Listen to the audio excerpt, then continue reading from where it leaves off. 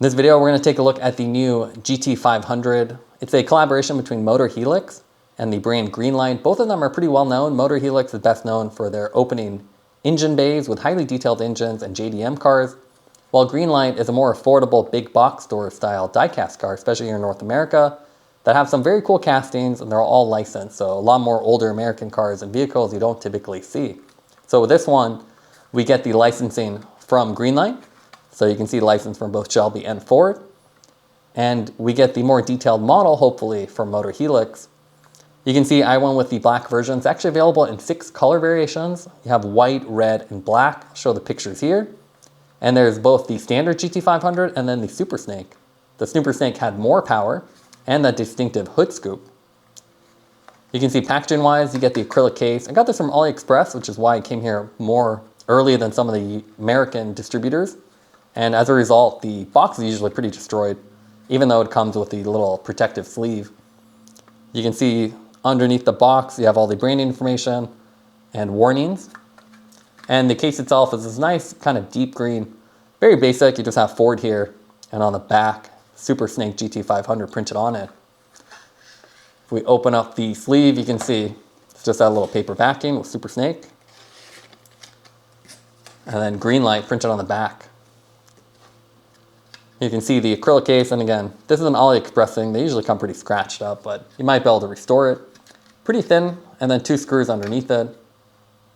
And then we have the car itself. So as far as specs, the pre-order price for this is about $18, so very affordable. Metal body, metal base, rolling rubber tires, and a nice detailed interior. You can even see that here with the red interior.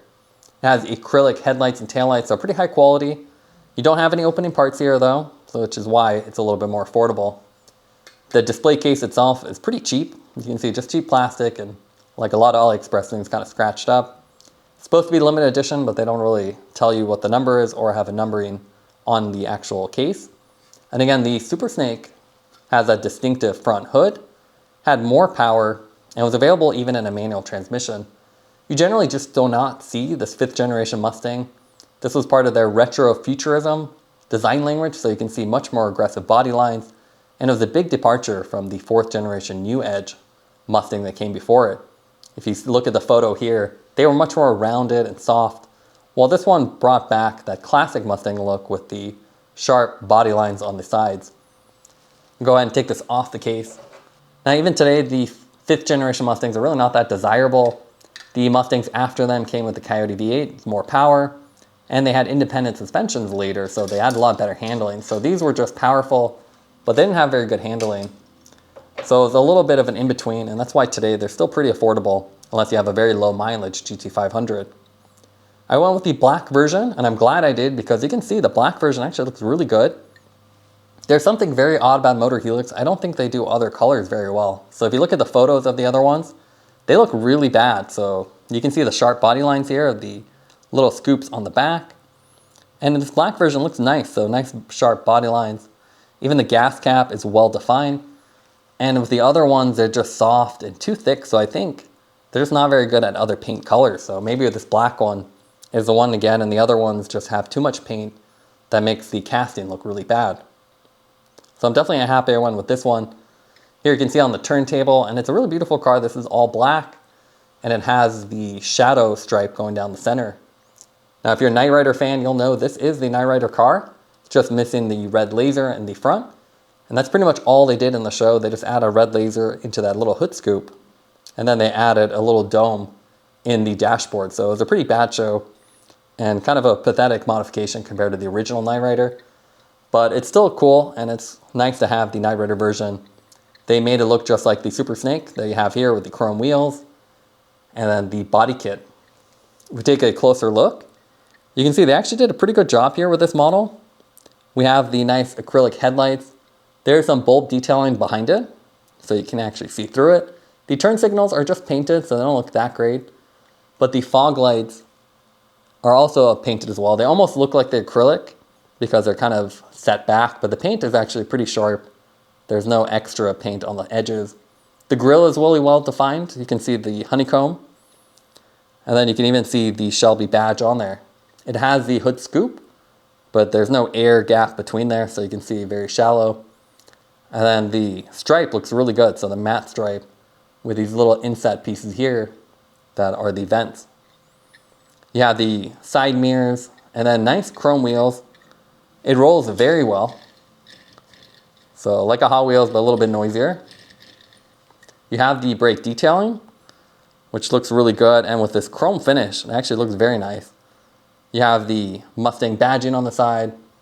And again, with this black one, the body lines actually look really good. So you can see how the light bounces off that edge. And with the other ones, even the door handles, they just look like blobs. But this one's pretty well defined. You have the reflective stickers on the rear view mirrors. And then again, gas cap. And a lot of these body lines are looking pretty good. The rear taillights look great too. So nice detailing with the acrylic. And you can even see the reverse right on the edge.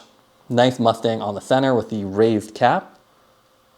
And then there's no license plate here, but you do have what I believe are the metal exhaust tips. So it look nice and shiny with the black exhaust behind it. You also have Shelby written on there, so it's pretty legible. And then the third brake light above it and a spoiler. There actually is the defroster elements here, and it's actually done really well. You can see they're really subtle lines compared to the dark orange paint that you see with other ones. So this one I think is a pretty good application of it. It's still probably a little bit too obvious, but it looks a lot more realistic and it's better than just looking straight through. The base is metal, which is really nice to see. 2 extra screws because of the display stand. And then you can see it actually has print on there. Unlike a lot of these Chinese cars, they actually wrote something here, so you can actually see 2007 used under license and then crafted in China. Decent detailing, but it's all just in the metal, and the exhaust only has a detail on the tip. The rest is kind of black with the black mufflers. The wheels on here look great though, and it's really nice that they roll smooth with the brake detailing behind it.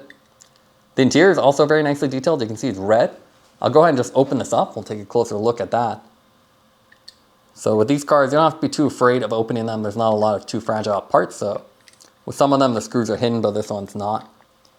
Now with both screws out, you can see you can just gently slide this out. We have the metal base, and actually wheel tubs are molded into the base, which is interesting. Very thin tires, and you can see they kind of move around. But nice one-piece unit. Then we should be able to get the interior piece out. And then we're left with just the body and the glass. So here you can see the interior. And I'll post a little photo too with a little bit of a close-up. You can see that actually does have the Shelby logo on the steering wheel, silver around the trim pieces on the dashboard, and even have the extra gauges on top that the Shelby's known for. There's no actual gauge detail, and it's just a silver paint. And then the most obvious thing is the seats. So you have the nice red on the center piece that look really good, and the lumbar actually molded in. The center console even has the cup holders and a very small shifter knob too. So it looks pretty good. Door cards are just basic. No color detail there, but it overall gives a really nice effect, especially when it's underneath the body. So we put it back together, very simple. Again, you just slide it in place. Some of them do slide underneath a little notch. Then put it back on the body and screw it together. While I don't have any other 5th generation Mustangs to compare this to, I do have quite a few RLC Hot Wheel Mustangs, including the 4th generation Mustang. So this was the new Edge. This is a, I believe, 2003 Cobra R. It's not the Terminator that everybody knows, but it was a predecessor to it. So it was not supercharged, but very similar styling. And you can see with the Hot Wheels, the Spectre Flame is a really cool feature. So instead of just being a glossy black here, with the Hot Wheels, you get that Spectre Flame, which is a kind of polished, not quite chrome finish. So it's a translucent paint over a polished base, so it gives it a really nice look. So very shiny, but not chrome. And the big difference between Hot Wheels and Motorhelix or other higher end brands is the acrylic headlights. So you can see the Hot Wheels just has painted on tampos, and this one actually has acrylic. If we open up the engine bay, you can see really cool feature, so you can actually see the engine.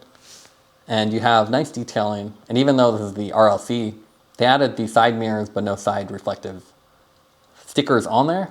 Wheels are very basic, but they actually do fit the part, and it rolls very smooth. So that's the nice thing about Hot Wheels. Nice detailed base, but this car is quite a bit more expensive. After all the RLC membership, tax, and shipping, these can be 30, 40 bucks. So this one's much better deal at 18 plus a little bit shipping. But it's very cool to see the 4th and 5th generation together. And again, if you're a Knight Rider fan, it's cool to see the Knight Rider car as well.